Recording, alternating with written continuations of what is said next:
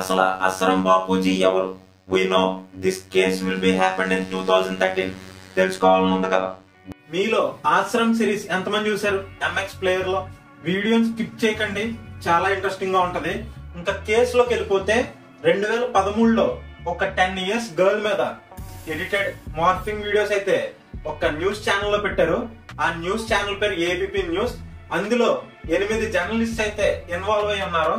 అందులోనే మెయిన్ సుచిత్ర త్రిపాఠి, సయ్యద్ సుహేల్ వీళ్ళిద్దరూ మెయిన్ ఉన్నారనమాట. వీళ్ళిద్దరిని నాన్ బెయిలబుల్ కేసు మీద బయటికి రానివ్వకుండా చేస్తున్నారు. ఈ పోక్సో కేసు పెట్టడానికి కారణం అస్రం బాపూజీ. వీడియో చూసే ముందు ఒక like, share, comment and subscribe చేయండి. మనకు కూడా ధైర్యంగా ఉంటుంది కదా. అస్రం బాపూజీ అసలు ఎవరో తెలుసుకోవాలి కదా. తెలుసుకునే ముందు we want to know that news. ఎందుకంటే ఈ న్యూస్ లో కీ పాయింట్స్ అయితే నేను మీకు చెప్పబోతున్నాను. అస్రం బాపూజీ 1941 సింధ్ రాష్ట్రంలో పుట్టాడు. అది దేశ విభజన కాకముందు. అలాగే ఆయన ఆశ్రమం జోధ్పూర్ లో ఉంది. ప్రజెంట్ జోధ్పూర్ వచ్చేసి రాజస్థాన్, మీ అందరికీ తెలిసిందే. ఆయన మీద ఇన్ని కేసులు ఎందుకు ఉన్నాయి? ఇన్ని కేసెస్ కి సంబంధించి ఒక్కటి కూడా సరిగ్గా ప్రూవ్ అవ్వకుండా చాలా ఉన్నాయి. అందులో మీకు ఒక కేసు అయితే చెప్పబోతున్నాను. ఫస్ట్ కేసు వచ్చేసి 2013లో ఒక అమ్మాయి మీద అఘాయిత్యానికి పాల్పడ్డాడని ఒక కేసు అయితే పడింది. అంటే లైంగికంగా తనని వాడుకున్నాడని. ఆ అమ్మాయి ఢిల్లీ పోలీసులను ఆశ్రయించింది. ఆశ్రయించిన అమ్మాయిని మనం ఎక్కడున్న కేసు అయితే మనం పట్టుకోవాలి కదా.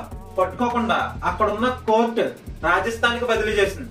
అలాగే ఆయనకి మొత్తం టెస్ట్లు ఆయన చేస్తే ఆయన ఏమీ లైంగికంగా పాల్పడలేదని ఒక రిపోర్ట్లో అయితే వచ్చింది. ఇంత ఉంది కదా. ఆయన 2008లో ఒక సర్వెంట్ ని కాల్తో తన్నాడంట. అది అప్పట్లో చాలా పెద్ద ఇష్యూ అయింది. ఎందుకు చెప్తున్నానంటే ఇటువంటి విషయాలు బయట చాలా జరుగుతున్నాయి. ఇన్ని జరుగుతున్నప్పుడు మనం ఒక స్టాండ్ అయితే తీసుకోవాలి. ఈ రోజు నుంచి నేనైతే నేషనల్ వైడ్ టాపిక్స్ అయితే చేయబోతున్నాను. ఇది నేను సొంతంగా కనుక్కున్నది కాదు. అక్కడ ఛానల్స్ లో ఒక న్యూస్ ఆర్టికల్ అయితే వచ్చింది కదా. ఆ ఆర్టికల్ లో అయితే నేను చెప్తున్నాను. ఆయనకి ఏ టెస్టులు చేసినా నిజం నిర్ధారణ అవ్వలేదు కాబట్టి ఆయన్ని ఒక నిర్దోషిగా అయితే బయటకు తీసుకుని వచ్చారు. అలాగే ఈ వీడియో మార్పింగ్ చేసిన వాళ్ళు ఉంటారు కదా, వాళ్ళని జైల్లోనే ఉన్నారు. ప్రజెంట్ అయితే వాళ్ళకి ఎగ్జంప్షన్ బెయిల్ కూడా ఇవ్వనంటున్నారు. దీని మీద మీ అభిప్రాయం ఏంటో కామెంట్స్ లో చెప్పండి. ఇంకా కొత్త కొత్త న్యూస్లతో మళ్ళీ మీ ముందుకు వస్తాను. జై హింద్.